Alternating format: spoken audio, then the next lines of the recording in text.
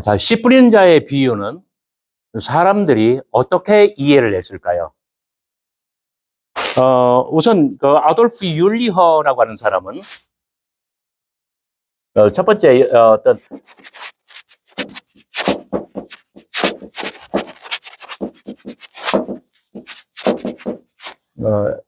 역사 비평적 해석의 어떤 범주 안에서 가장 중요한 인물들을 제가 소개를 하겠습니다. 아돌프 율리허는 예수님의 비유가 알레고리가 아니었음을 아주 열정적으로 밝히고자 하였습니다. 그래서 그 4장 14절부터 20절까지를 보면은 뭐 이렇게 씨는 말씀이요, 새는 사탄이요, 이런 게 다 알레고리죠. 근데 이게 알레고리는 원래 매니 포인트, 요점이 여러 가지예요.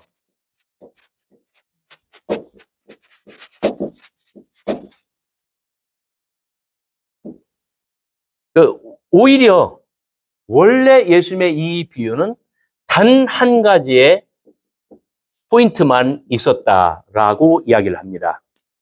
그러면서 오직 한 개의 진리를 나타내기 때문에 알레고리적인 해석 14절부터 20절까지는 예수님의 비유가 될 수가 없다라는 것을 이야기를 합니다. 그런데 그럼에도 불구하고 아돌프 율리어는 알레고리적인 해석을 완전히 벗어나지를 못합니다.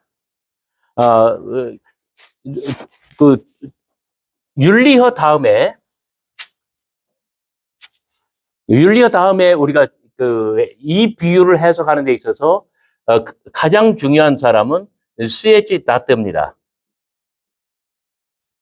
C.H. 다트는 은밀히 자라는 씨 그리고 겨자씨의 비유와 함께 마가복음 4장에 나오는 이 세 개의 비유를 모두가 다 성장의 비유라고 말을 합니다. 이 세 개의 비유에서 모두가 다 성장하고 있잖아요. 그래서 이것은 parables of growth, 이 성장의 비유라고 이야기를 해요. 이것은 어떤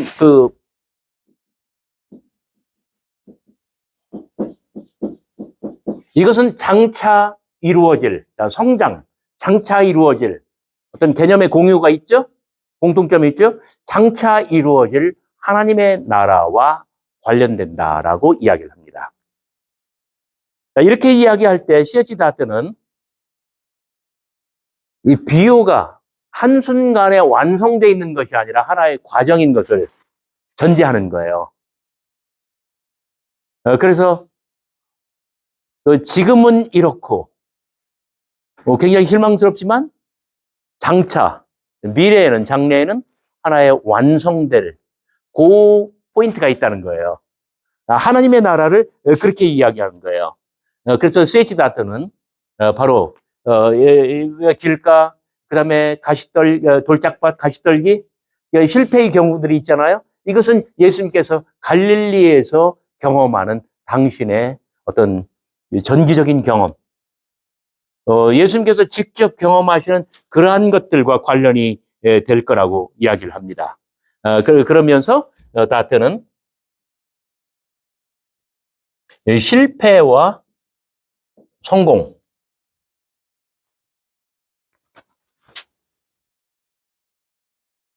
예수님의 사역의 대부분은 실패로 점철합니다. 그러나 어느 순간에는 성공할 거라는 믿음이 있다는 거예요. 그래서 예수님의 어떤 실패의 경험과 그리고 성공에 대한 믿음, 확신을 예수님께서 이 비유 안에 담으셨다라고 C.H. 다트는 그렇게 보고 있는 거예요. 그래서 어떤 예수님께서 많은 실패에도 불구하고 성공을 바라보고 있다. 이런 점에서 예수님의 사역이 직면한 어떤 실제적인 상황을 반영하는 이야기다. C.H. 다트는 이렇게 해석을 하는 게 바로 그런 점에서 율리허에 이어서 C.H. 다트는 예수님의 어떤 삶의 역사, 그러니까 알레고리는 역사의 지평이 완전히 없는 거예요. 그런데 이 역사 비평적 해석가들에게 중요한 것은 예수님의 삶이 무엇이었는가. 그러니까 예수님이 직면한 상황, 그리고 이 비유, 예수님이 직면한 어떤 실제 상황, 이 실제 상황과 이 비유가 어떤 관련이 있는가, 그런 데에 착안을 한 거예요. 그런 점에서 역사 비평적 해석이라고 부르는 겁니다.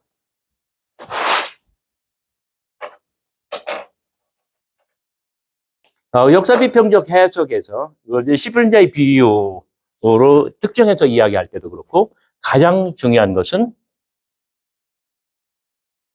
요아kim 예레미야스입니다. 그냥 소리 나는 대로 읽으면 돼요. 요아kim 예레미야스. 제가 이번에 책을 가지고 왔는데,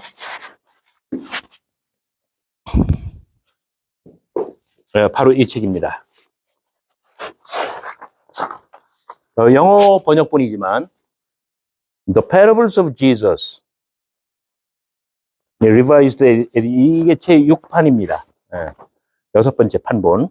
1963년도에 나왔습니다. 요아kim 예레미야 역사 비평적 해석의 절정은 바로 이 책이에요. 그러니까 제가 학기 초에 말씀드린 것처럼 국내 신약학자의 비유 해석은 63년도 요아kim 예레미야스를 다 모범으로 합니다. 다른 말로 하면 이 수준을 넘어서지를 못한다는 뜻이에요. 자, 요아kim 예레미야스는 이 비유를 겨자씨, 누룩, 스스로 자라는 씨 비유와 함께 대조의 비유라고 말합니다. 성장의 비유, 대조의 비유, 사실은 비슷한 말이에요. 성장을 하기 때문에 처음과 마지막이 다르죠. 그러니까 대조가 되죠. 그러니까 나트가 성장의 비유라고 말하는 거나, 요아kim 예레미야스가 대조의 비유라고 말하는 거나, 좀 비슷한 공통점이 참 많아요. 근데 조금 차이는 있어요. 처음과 마지막이 완전히 다르다. 굉장히 대조적이다. 이제 이런 의미가 있는 것이죠. 자, 겨자씨의 비유와 누룩의 비유는 예수님의 사명에 대한 세간의 의혹을 반영하지만, 예수님께서는 12제자 이렇게 당신의 이 작은 무리로 구원의 때에 모든 민족들, 이방 세계까지 전 세계를 포용하는 하나님의 백성을 만드시는 어떤 종말론적인 비전을 이 비유로서 선포하신다고 본 거예요. 씨 뿌린 자의 비유는 서두와 결론에서 이 파종과 추수라고 하는 두 개의 시점을 대조적으로 보여줍니다. 자, 파종할 때, 그 다음에 추수할 때. 요게 대조예요. 그 사이에는 성장이 있겠죠. 파종기에는 실패가 부각됩니다. 그래서 길가, 그 다음에 돌짝밭, 가시떨기. 이 모두는 다 절망적인 현상입니다. 그러나 곧 이적이 나타날 것입니다. 기적이란 뭐예요? 희망이 없는 이 휴경지가 모든 기대와 이상을 뛰어넘는 어떤 기적적인 수확. 이때 이제 달만이라고 하는 사람의 통계를 집어넣어요. 달만은 한 20배만 하더라도 기적적인 수확이다라고 통계를 가지고 있었거든요.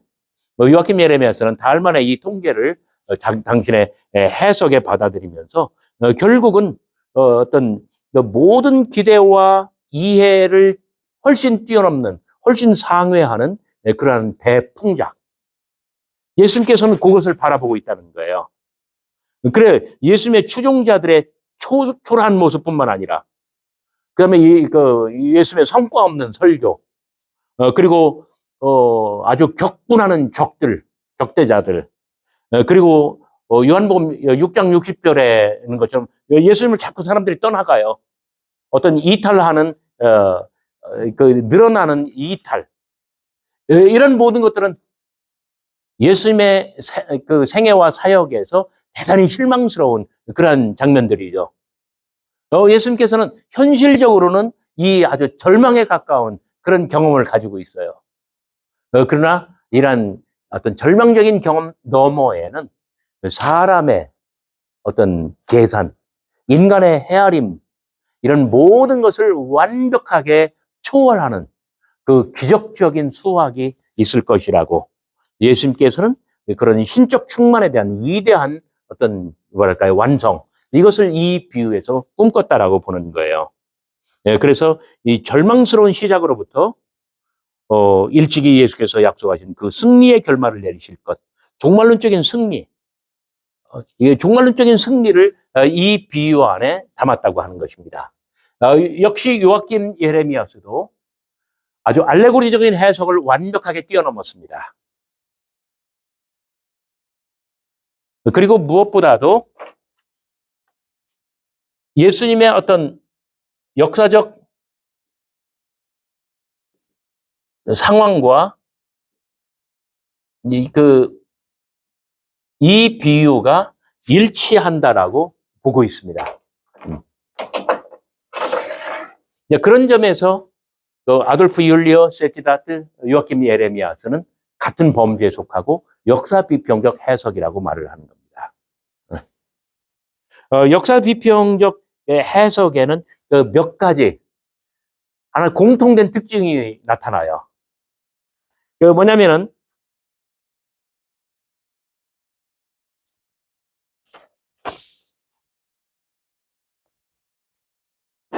자, 역사 비평적 해석의 특징.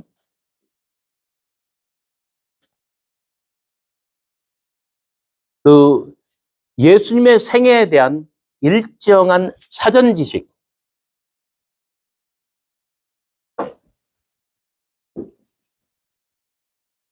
예수님의 생애에 대한 일정 부분의 어떤 사전 지식. 한마디로 말하면 19세기 독일 예수예요. 19세기에 독일 신학자들이 가지고 있었던 예수상. 그게 그대로 투영이 되는 거예요. 그러니까 예수님은 어떤 실패의 경험을 하고 있다. 그 다음에 두 번째로는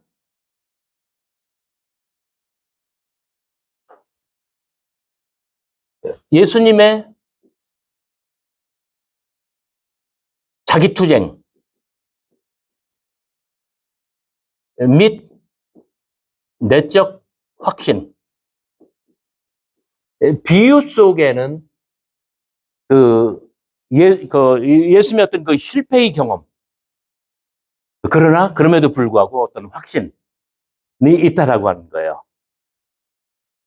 그리고 세 번째로는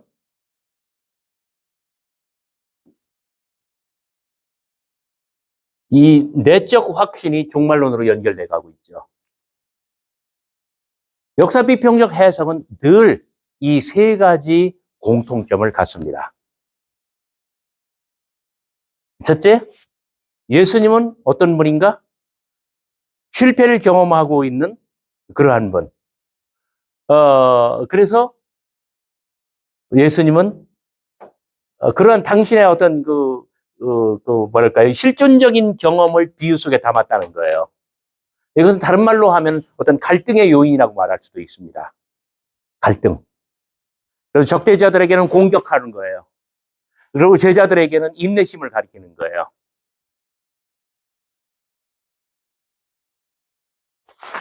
그리고 그 모든 것을 대한 결론으로서 자, 하나님의 나라 아직 완전히 다 이루어지진 않았다. 앞으로 이루어질 것이다. 바로 그런 점에서 어떤 종말론이죠.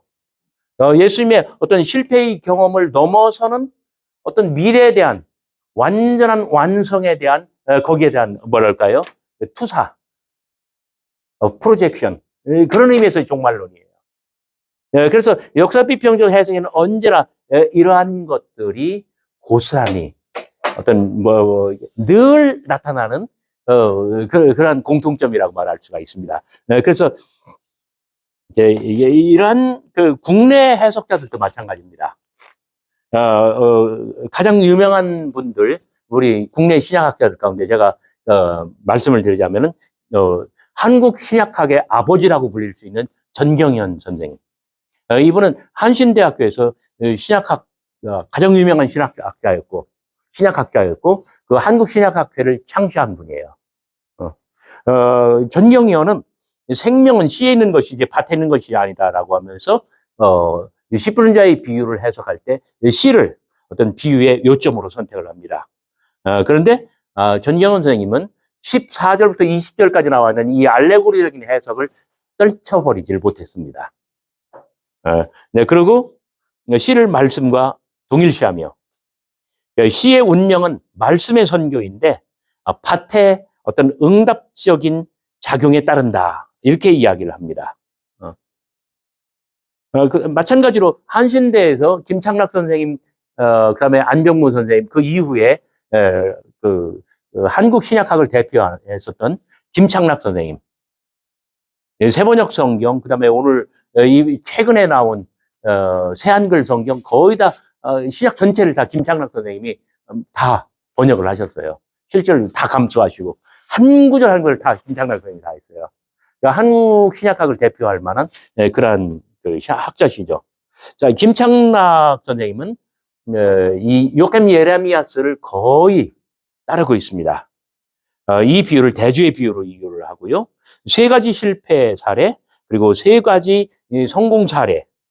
이것이 대조된다는 게 이 비유 안에서. 그런데, 김창락 선생님은 이 비유에서, 성공이 실패를 압도하고 있다고, 설명을 합니다. 원래 구체적인 상황 속에서 특정한 사정을 선명하게 표출시키기 위해서 예수께서 이 비유를 말했다라고 합니다. 그러니까 요아kim 예레미야스가 해석한 거하고 거의 대동소이합니다. 그 다음에 카톨릭권에서 가장 유명한 신약학자였던 정양모 신부님. 아마 여러분들 많이 들어보셨을 거예요. 정양모 신부님은 이 비유를 설명할 때 이렇게 얘기해요. 이것은 예수님의 신상 발언이었다. 이 신상 발언. 당신이 직접 체험하는 것을 사적으로 하시는 말씀. 결국 뭐예요? 예수님 생애에 대한 사전 지식, 그러니까 실패의 경험. 이게 그대로 녹아 들어가 있다고 하는 거죠. 당신의 설교가 먹혀들지 않고 사람들에게 배척당하고, 그랬지만 언젠가 하나님 나라의 위력이 세상에 드러날 것이다. 그런 의미로 이 비유를 사람들에게 발표하셨다라고 이야기를 합니다. 그리고 특히 굉장히 재미있는 것은 뭐냐면, 이 비유가 추수 때를 어떤 염두에 두고 있잖아요. 근데 마가복음에 의하면 예수님의 공생의 사역은 1년 미만이 되죠. 그래서 정양모 신부님은 정말 전 세계에서 거의 유일하게 독보적으로 뭐라고 말씀하시냐면, 예수님께서는 29년 11월경에 농부들이 한창 밀과 보리를 파종할 무렵 예수님께서는 종말론적인 확신을 가지고 이 비유를 발표하셨다라고 정양모 신부님은 그렇게 아주 구체적으로 콕 집어서 말씀을 하십니다. 마찬가지로 이 카톨릭 권역의 정태현 신부, 정태현 신부는 이 비유에서 실패한 씨앗과 성공한 씨앗 사이의 극적인 대조를 주목합니다. 그래서 정태현 신부도 이 비유를 대조의 비유로 보고 있습니다. 예수님은 대중적 인기를 폭발적으로 일으킨 공생의 초입보다는 당신의 인격과 선교 활동이 반대자들의 표적이 되어가던 공생의 중반 혹은 후반부에 이 비유를 발표하셨을 거다라고 이야기를 합니다. 그러면서 이 비유에는 어떤 예수님의 종말론적인 확신이 있다라고 이야기를 합니다. 자, 이렇게 제가 전경현 선생님, 한국신약학의 아버지, 그다음에 또 김창락 교수님, 정양모 신부님, 정태현 신부님, 여러분들을 말씀했지만 그 이후에 소장학자들도 이 범주를 벗어나지 못합니다. 아주 완벽하게 역사 비평적 해석입니다. 자, 거기에 비하면 지워도 되겠습니까?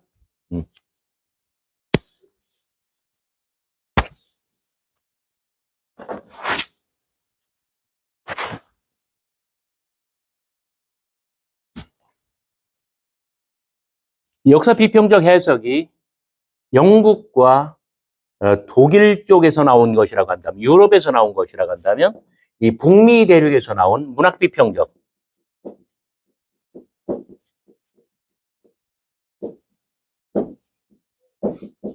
문학 비평적 해석의 범주에서 10분 자의 비유를 어떻게 해석했을까요? 여기서는 굉장히 달라요. 역사 비평적 해석에서는 역사적 예수에 대한 어떤 사전 지식이 필요했다고 했죠. 그것은 한마디로 말하면 19세기 독일 예수라고 했죠. 그러니까 19세기 독일 예수라고 하는 이 거울을 모든 개별적 비유에 다 비추니까 결국 모든 비유는 다 19세기 독일 신학학자들이 보았었던 역사적 예수의 모습 똑같은 거예요. 그런데 이 문학비평적 해석에서는 모든 종류의 사전 지식을 다 포기합니다. 다 내려놓습니다. 쉽게 말하면 그것은 색안경이에요. 우리가 예를 들어 뭐 붉은색 색안경을 끼고 바라보면 온 세상이 다 붉은색이 되죠. 파란색의 색안경을 끼면 온 세상이 다 파란색이 되는 거죠. 그러니까 역사 비평적 해석의 맹점이 바로 그거예요. 문학 비평적 해석, 문학이라고 하는 단어를 굳이 말하는 것처럼 이들은 예수님의 비유를 문학 작품으로 봅니다. 그래서 이 비유가 어떤 비유냐? 이 비유가 무엇을 말하고 있느냐는 예수님이 어떤 분이셨다라고 하는 이런 어설픈 사전 지식을 내려놓고 비유 자체만을 보자는 거예요. 그러니까 사전 지식, 어떤 어설픈 사전 지식, 그거 전부 다 내려놓고 비유 자체만 보자.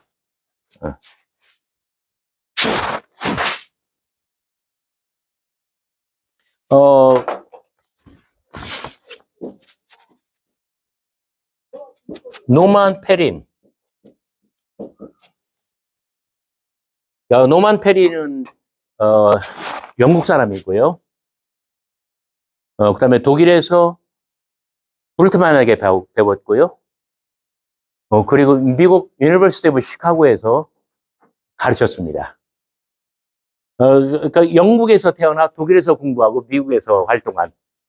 요거 굉장히 의미 있는 표현이에요. 독일에서 신학이 이렇게 만개하기 전에 영국이 주도권을 잡고 있었어요. 거기서 태어났어요. 근데 노만 페린이 성장했을 때, 젊었을 때는 독일이 완전 최고의 절정기를 구가하고 있었어요. 그때 루돌프 불트만에게 배웠어요. 신약 성서를. 그런데 2차 대전 이후에, 1차 대전 이후에는 양식 비평이 풀 블라썸 아주 만개했고요. 2차 대전 이후에는 그 편집 비평이 신약 성서학계를 강타했고요. 그리고 2차 대전을 통해서 미국이 전 세계의 최강국으로 발돋움하죠. 그래서 신학의 비중과 주도권도 미국 쪽으로 넘어갑니다. 페린의 족적이 이런 전체를 따랐다는 거예요. 영국에서 출생하여 독일에서 공부했고, 그리고 미국에서 활동했고, 그 새로운 신약성서 해석이라고 하는, 새로운 신약성서 개론이라고 하는 노만 페린의 개론 책도 우리말로 2권이나 번역이 되어 있습니다. 근데 너무나 안타깝게도, 페린은 나이 50 조금 넘어서 요절하고 말았습니다. 페린은 이 비유를 해석할 때, 어떤 그 씨의 운명, 길가에 떨어지고 돌짝밭에 떨어지고 가시떨기에 떨어지고 그리고 마지막으로 좋은 땅에 떨어지고 이 씨의 운명이 예수님 당신의 사역에 대한 그 어떤 이해라는 점에서 역사 비평적 해석과 동일한 궤적을 유지하고 있어요. 그리고 예수님은 여전히 어떤 완성의 때를 기다렸다라고 이야기를 합니다. 그 완성이 바로 뭐냐면 추수예요. 그래서 이 비유는 현재로부터 미래로, 파종의 시간으로부터 추수의 때로, 그리고 시작으로부터 완성으로 우리들 독자의 관심을 이끌어주고 있다라고 이야기를 합니다. 그러니까 많은 점에서 노만 페리는 어떤 유럽 대륙의 역사 비평적 해석과 비슷한 궤적을 보여주고 있습니다. 그런데 노만 페리는 이 비유는 무엇보다도 메타포,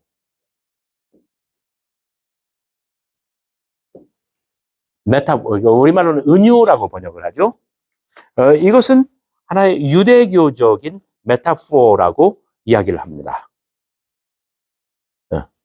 이렇게 메타포 이렇게 이야기할 때는 굉장히 달라요. 이것은 문학 용어예요.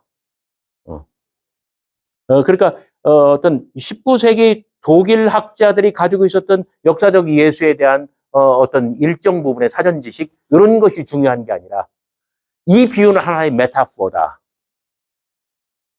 메타포가 뭔지 여러분들 이해를 하시나요? 예를 들어 침몰하는 국민당. 정주영 회장이 국민당을 만들고 막 국회의원 굉장히 많이 양산했잖아요. 그리고 자기 대통령 선거에 출마했잖아요. 근데 실패했죠. 3등으로 실패했죠. 그 다음날 나온 일면 톱 기사가 침몰하는 국민당이에요. 그러니까 침몰하다. 어떤 이야기, 어떤 현상인가요? 큰 배가 바다를 항해하는데 바다에서 침몰하는 거죠. 이 배와 바다의 이야기. 그다음에 국민당. 이건 하나의 정치적인 정당이죠. 이 두 개를 나란히 놓음으로 말미암아 국민당이라고 하는 배가 세상이라고 하는 이 바다에서 정말 침몰하는 이 두 개의 사안을 나란히 놓음으로 말미암아 바다와 어떤 항해 그리고 국민당이라는 정치 정당 두 개 사이의 의미가 교환하도록 만드는 거예요. 문학에서는 모든 어떤 이 문학적인 이 힘의 마술은 메타포에서 나옵니다.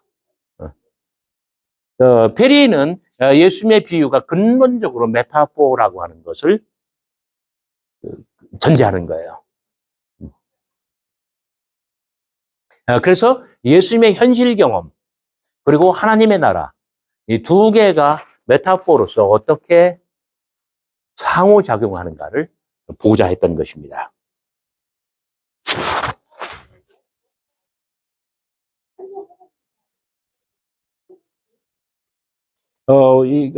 페리는 어떤 시의 손실을 사역의 실패와 직결시키지 않습니다.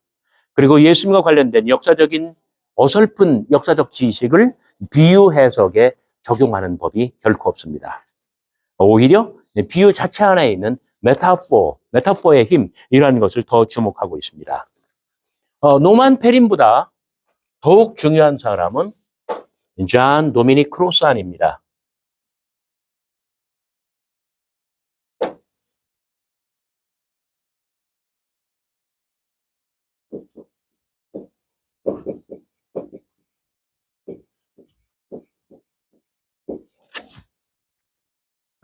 잔 도미닉 크로산은 굉장히 많은 책을 출판했습니다만은 첫 번째 비유 연구는 바로 이 책입니다.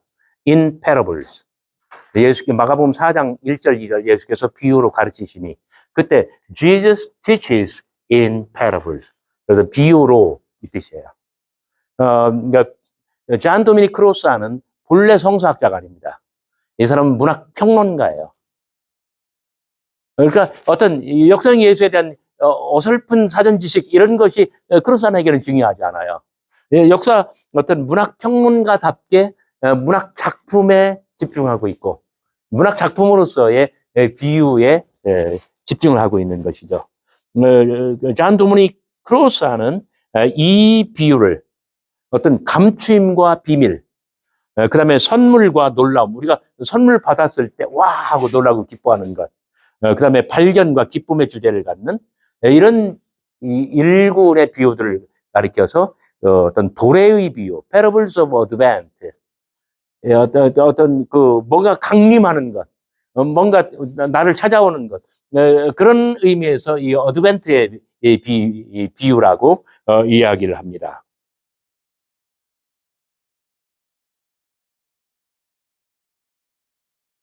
시플자의 비유에서 세 가지 파종의 손실 이후에 세 가지 추수의 어떤 수확이 발생하죠. 각 비유가 보여주는 바 두 폭의 그림, 삼중의 실패, 그다음에 삼중의 성공, 이 두 폭의 그림. 이 두 폭의 그림이 강조하는 것은 성장이 아니라 기적이다. 그러니까 성장의 비유, 대조의 비유 이렇게 이해하는 거하고 다르죠.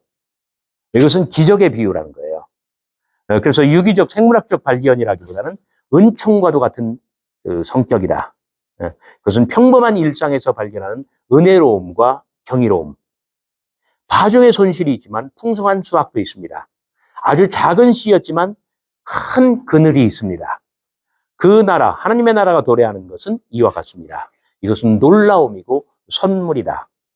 자, 크로스 안의 해석에는 마찬가지로 몇 가지 주목할 만한 어떤 현상이 있습니다. 첫째, 예수님에 대한 사전 지식을 적용하는 법이 없죠. 그 다음에 둘째, 비유에는 어떤 내적, 외적 갈등이나 실존적인 투쟁의 요소, 역사 비평적 해석에서 나타나는 그러한 요소가 전혀 보이질 않습니다. 그리고 갈등과 투쟁의 요인을 배제하고 나니까 종말론이 증발돼요. 현실은 이런데, 현실 경험은 실패뿐인데, 어떤 궁극적으로, 종국적으로는 어떤 하나님의 어떤 뭐랄까 놀라운 축복 완성의 때가 다가올 거다. 이런 종말론이 여기서 사라지는 거예요. 문학비평적 해석은 쉽게 말하면 19세기 독일 예수의 거울을 치우고 나니까, 그리고 비유 자체만으로 보고 나니까 어떤 그 예수님의 실패의 경험, 적대자들과의 갈등, 제자들에 대한 어떤 인내심의 한계, 이런 것들이 싹 사라지면서 동시에 종말론도 사라져요. 그리고 하나의 어떤 독립된 그리고 완성된 문학 작품으로서 예수님의 비유, 그것만 보는 거예요. 그러다 보니까 이렇게 뭔가 더 보는 것이 많아지고, 굉장히 그 크로스안에게 중요한 것은 뭐냐면, 이 예수님께서 이 비유를 말씀하실 때 중요한 것은 종말론적인 담론이 아니라 이 파종의 손실을 포함하는 지극히 현실적인 일상의 이야기가 되고 됩니다. 좀 농부들이 씨를 뿌릴 때는 이 실패하는 경우도 있고 성공하는 경우도 있다는 거예요. 그리고 전쟁에 굉장히 많은 군사들이 나가면 총 맞아 죽는 사람도 있고 살아 돌아오는 사람도 있고, 이 전체를 그대로 받아들여야 된다는 점이죠. 이게 굉장히 중요한 포인트입니다. 마지막으로는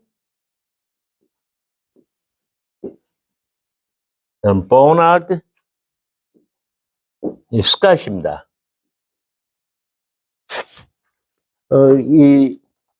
제가 스캇의 책을 안 가져왔나요?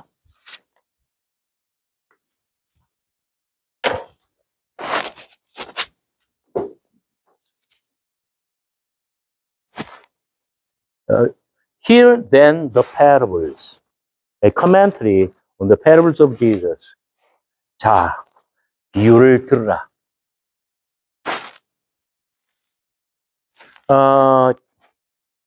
이 비유는 예수님의 비유 해석의 완전 최강자, 버나드 스캇이 최강자로 등극하는 그러한 연구 업적입니다.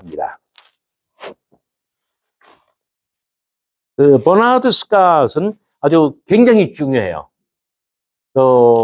달마는 씨알 하나를 뿌려서 20알을 수확하면 기적적인 수확이라고 했고, 요아kim 예레미야서는 그것을 받아들였는데,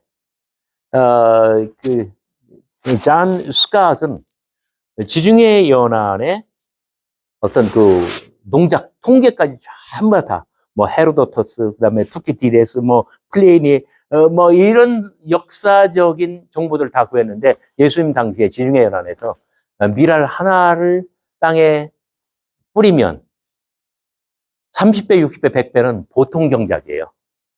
평균작이에요. 많이 나오면 400알. 이 통계는 비비 스캇, 버나드 스캇에게 굉장히 중요한 통계가 되었습니다. 그래서 예수님의 이 비유는 물론 예수님이 뭐 이런 거 자연과학자로서 다 이것을 뭐 통계를 다 헤아리고 하시지는 않았겠지만 그런 버나드 스캇은 이렇게 해석을 합니다.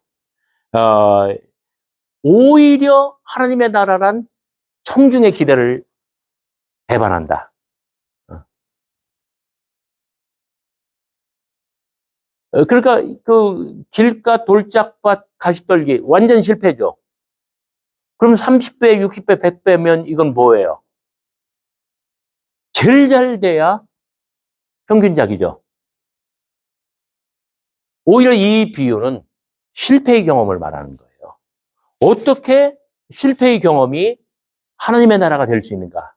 이것이 버나드 스캇에게 이 비유를 해석할 때 그의 머리를 사로잡는 가장 큰 질문이었습니다.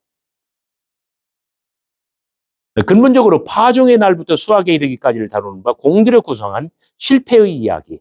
강조점은 씨앗의 실패에 있다는 거예요. 실패에 대한 강조가 하나님의 나라에 관련해서 어떻게 성공의 기대를 도전하는가. 비유를 듣는 이에게 하나님의 나라는 무엇인가? 그 나라의 좌표는 실패, 기적, 그리고 정상성? 이런 것들이 오히려 예수님에게서 하나님의 나라였다는 거예요. 하나님의 나라는 무엇인가? 비유의 구조는 하나님의 전능하신 역사에 대한 메타포로서 풍성한 수확을 기대하게 만들어요. 누구든지 어떤 기적적인 수확, 그것을 기대하게 만들어요. 이 10분 자의 비유가 가지고 있는 구조가 자체가 그렇다는 거예요. 그러나 수확은 평범한 것이었거나 아니면 그만도 못한 것. 실패와 일상성 안에 어떤 기적적인 하나님의 역사가 있다라고 이야기를 합니다. 북미 대륙의 어떤 그 문학 비평적 해석, 우리가 노만 페린, 그다음에 존 도미닉 크로산, 그다음에 버나드 스캇, 이 세 사람을 제가 여러분들에게 소개를 했습니다만은, 이들은 어떤 그 19세기 독일 예수라고 하는 이 평면적인 거울을, 상투적인 거울을 제거했습니다. 그리고 비유라고 하는 문학 작품 그 자체만으로 시작을 하였습니다. 그리고 그들이 동원할 수 있는 다양한 지식들을 동원하면서 이 비유를 해석하고자 했습니다.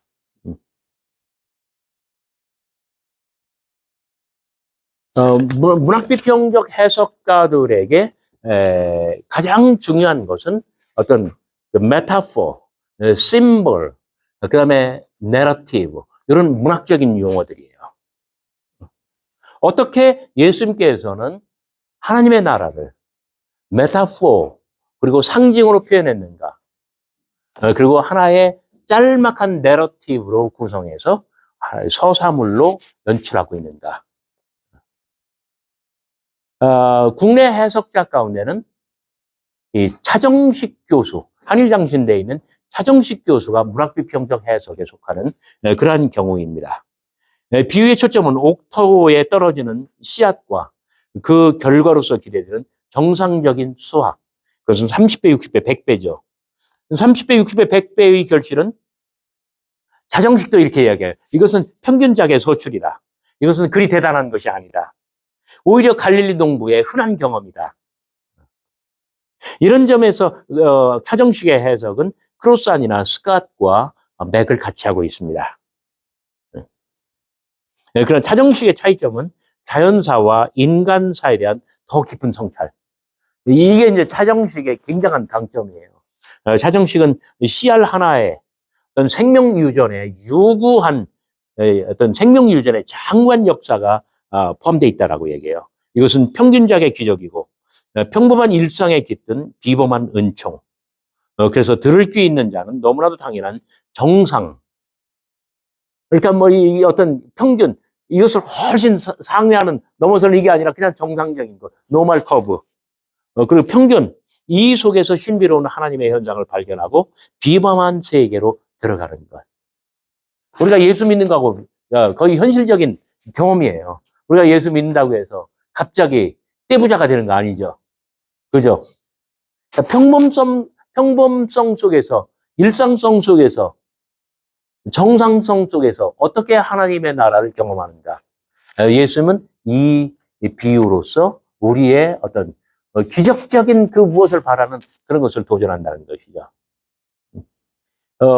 우리는 지금까지 역사비평적 해석과 문학비평적 해석 두 가지 큰 범주를 여러분들에게 소개했습니다.